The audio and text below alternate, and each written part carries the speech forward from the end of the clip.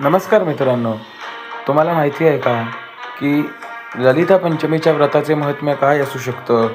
तर आपण आज थोडक्यात जाणून घेऊया. मुळात ललिता देवी म्हणजे कोण? तर ललिता देवी म्हणजे प्रत्यक्ष त्रिपुरा सुंदरीचं स्वरूप. ललिता पंचमी ही नवरात्रीच्या 5व्या दिवशी असते. हे व्रत स्त्रिया आणि पुरुष या दोघांसाठीही जीवनात सुख, समृद्धी, ज्ञान आणि शांती मिळवण्यासाठी असते. हे व्रत सकाळी प्रारंभी तुम्ही अंगाला उठणं लावून अंघोळ करावी. त्यानंतर सकाळी उठून स्वच्छ आचमन करावे. सर्व देवांचे विधिवत पूजन करून नंतर ललिता देवीच्या व्रताचे पूजन करायला बसावे. समोर ललिता देवीचे चित्र किंवा मूर्ती ठेवून त्याची षोडशोपचार ब्राह्मण बोलवून पूजा करवून घेणे. लाल फुले, नारळ, नैवेद्य, प्रसाद, दीप, अगरबत्ती हे सर्व देवीला समर्पण करणे. व्रतकर्त्याने संपूर्ण दिवस निर्जल शुद्ध असं उपास धरणे व दिवसभर संयम ठेवणे.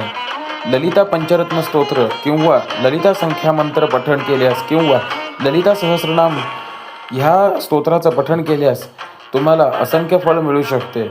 ह्या व्रताचं महात्म्य असं आहे की ललिता पंचमीला देवी ललिताच्या संपूर्ण स्वरूपाचे दर्शन होते असे मानले जाते. या दिवशी व्रत केल्याने घरात समृद्धी, सुख, ऐश्वर्य येते, मानसिक शांतता आणि ज्ञान वाढते, कष्ट दूर होतात आणि जीवनात सकारात्मक ऊर्जा येते. पुराणानुसार देवी ललिता त्रिपुर सुंदरी या दिवशी सर्व दोष आणि पापांचा नाश करते व भक्तांवर विशेष कृपापुष्ट होते. या दिवशी लाल रंगाचे कपडे परिधान करणे शुभ मानले जाते. काही ठिकाणी देवीच्या 9 फुलांच्या आरती देखील केली जाते. माहिती आवडल्यास लाईक करा, शेअर करा, सबस्क्राईब करा. श्री स्वामी समर्थ ज्योतिष